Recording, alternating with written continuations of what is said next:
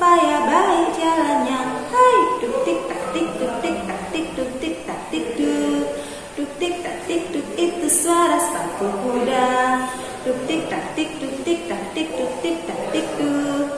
Duk tik tak tik duk itu suara sepatu kuda. Burung kakak tua hinggap di jendela.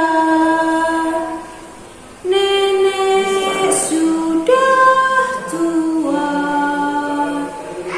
giginya tinggal dua. Tekdu, tekdu, tekdu la la la. Tekdu, tekdu, tekdu la la la. Tekdu, tekdu, tekdu la la la. Burung kakak tua, topi saya bundar, bundar topi saya. Kalau tidak bundar, bukan topi saya. Assalamualaikum warahmatullahi wabarakatuh. Halo anak-anak, bertemu lagi dengan Bu Guru. Semoga kalian di rumah selalu dalam keadaan sehat ya. Alhamdulillah, Bu Mila di sini juga dalam keadaan sehat walafiat.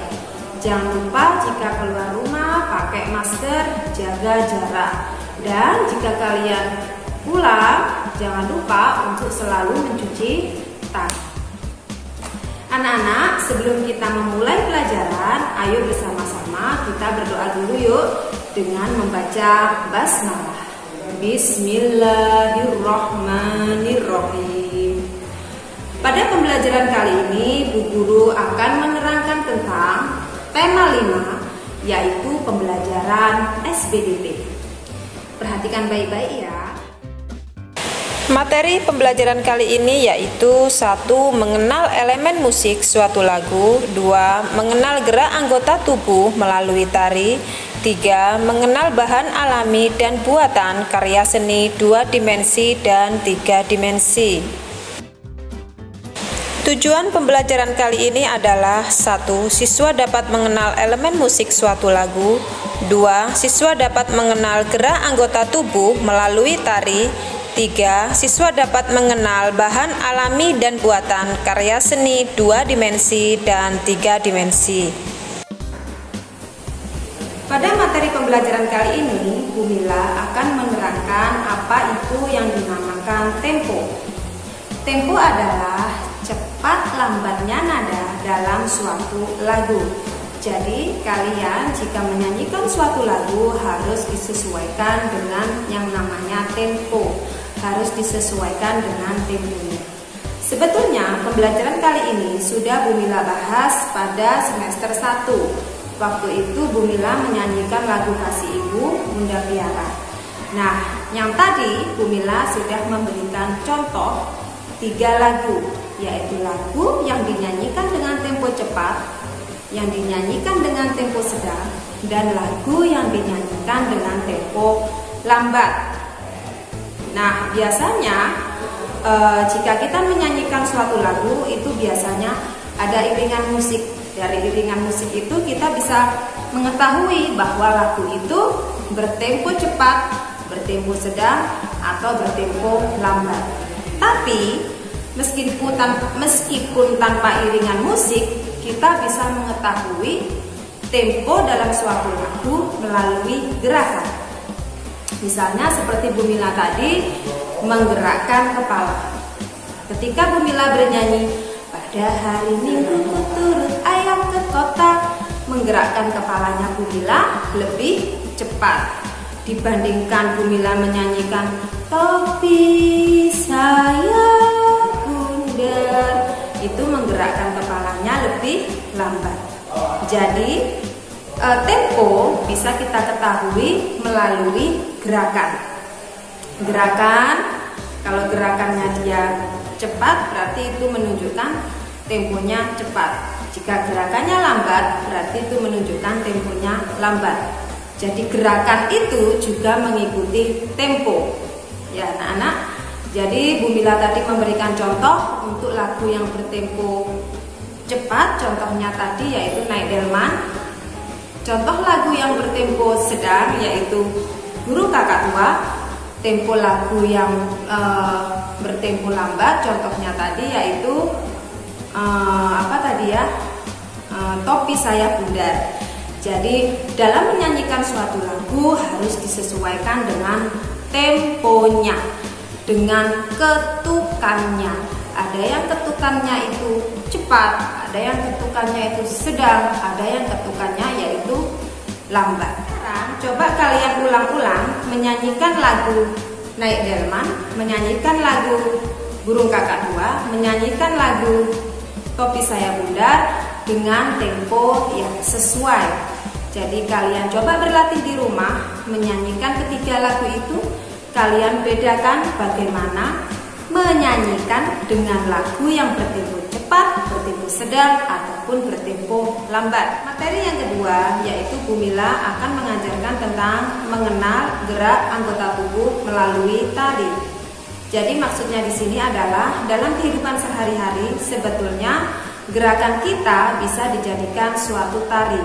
Bu Mila beri contoh ya dari pekerjaan kita sehari-hari yang biasanya kita temukan itu bisa digunakan sebagai gerakan untuk menari. Misalnya ketika kita menyapu, gerakan menyapu kan seperti ini ya. Kalau kita biasa menyapu seperti ini. Tapi sebetulnya menyapu itu bisa dijadikan gerakan dalam menari seperti ini contohnya.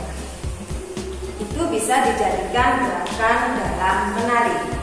Atau bisa juga burung terbang. Burung terbang itu bukan aktivitas sehari-hari ya, tapi apa yang ada di sekitar kita. Misalnya ketika burung terbang itu bisa dijadikan gerakan untuk menari.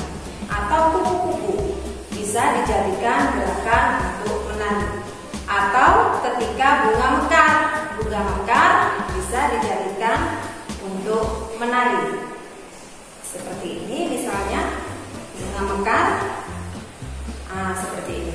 Atau bisa juga yang sering kalian lakukan dulu di TK mungkin ini gerakan gerakan pohon yang tertiup angin.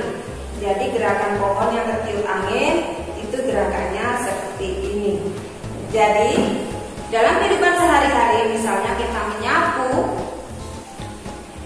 itu bisa, atau menjemur bisa juga, itu bisa dijadikan gerakan dalam suatu tarian. Dan lingkungan sekitar kita seperti gerakan burung, gerakan kupu-kupu, ketika bunga itu mekar, gerakan pohon yang tertiup angin, itu bisa dijadikan suatu gerakan tari. Ketika itu dirangkai, gerakan-gerakan itu sehingga menjadi bentuk tarian. Jadi tarian itu gabungan dari beberapa gerakan sehingga membentuk suatu tarian. Tugas kalian yaitu kalian dengarkan suatu lagu, kemudian coba kalian membayangkan kira-kira gerakan apa yang sesuai untuk lagu tersebut. Kemudian kalian video. Jadi misalnya nih, kamu menyukai lagu Ampar-ampar pisang. Ampar-ampar pisang, pisangku belum masak. Nah, kalian boleh lagu itu tidak hafal, tidak apa-apa. Kalau hafal lebih bagus. Sekaligus kalian ikut menyanyikan, kemudian kalian juga ikut menarikan atau membuat gerakan yang sesuai dengan tempo lagu tersebut. Jadi Bu Mila ulangi, kalian membuat suatu tarian sederhana sesuai dengan lagu yang ingin kalian tampilkan. Sudah paham apa yang ditugaskan oleh Bu Guru? Materi yang ketiga yaitu Bu Mila akan menerangkan tentang gambar 2 dimensi dan 3 dimensi. Gambar 2 dimensi dan 3 dimensi sebetulnya pernah Bu Mila ajarkan waktu kalian semester 1. Nah, apa perbedaannya gambar 2 dimensi dan 3 dimensi? Apakah kalian masih ingat apa perbedaan gambar 2 dimensi dan 3 dimensi? Bu Mila berikan contoh ulang dari karya seni 2 dimensi dan karya seni 3 dimensi. Ini adalah salah satu contoh karya seni dari 2 dimensi. Ya, ini adalah punya kakak kelasmu, sekarang sudah naik di kelas 2. Ini adalah salah satu contoh karya seni 2 dimensi. Karya seni 2 dimensi hanya bisa dinikmati tampak depan. Jadi ketika kamu melihat dari belakang seperti ini, itu tidak bisa kalian lihat, tidak bisa kalian nikmati, tidak bisa melihat keindahan apa yang ada di karya itu. Tapi ketika kalian melihatnya begini, kalian bisa mengetahui bahwa karya itu bagus. Ini adalah contoh dari kolase. Seperti kalian kemarin membuat telur, ya, yang ditempel-tempel itu adalah salah satu contoh karya seni 2 dimensi. Nah, contoh karya seni 3 dimensi itu adalah seperti ini. Kalian selama ini belum membuat contoh karya seni 3 dimensi. Nanti mungkin di kelas 1 atau kelas 2 nanti kalian akan membuat karya seni 3 dimensi seperti ini. Karya seni 3 dimensi bisa dilihat dari mana saja. Bisa dilihat dari belakang, bisa dilihat dari depan, dari samping kanan. Itulah bedanya karya seni 2 dimensi dan 3 dimensi. Bahan-bahan apa saja yang bisa dibuat untuk membuat karya seni 2 dimensi atau 3 dimensi? Karya seni 2 dimensi maupun 3 dimensi itu bisa dibuat dari bahan alam ataupun buatan. Contoh yang terbuat dari bahan alam, contohnya adalah biji-bijian seperti biji jagung, biji kacang hijau, ini beras, kemudian ini ada jintan, ya. Terus kemudian ini ada jagung juga tapi bubuk, dan ini adalah biji-bijian dari merica. Jadi ini adalah salah satu contoh dari karya seni 2 dimensi dibuat dari bahan alami atau bisa juga dari daun-daunan, ranting. Itu adalah contoh bahan membuat karya seni 2 dimensi dari bahan alam. Nah, kalau yang buatan bagaimana, Bu? Kalau yang buatan seperti yang tadi.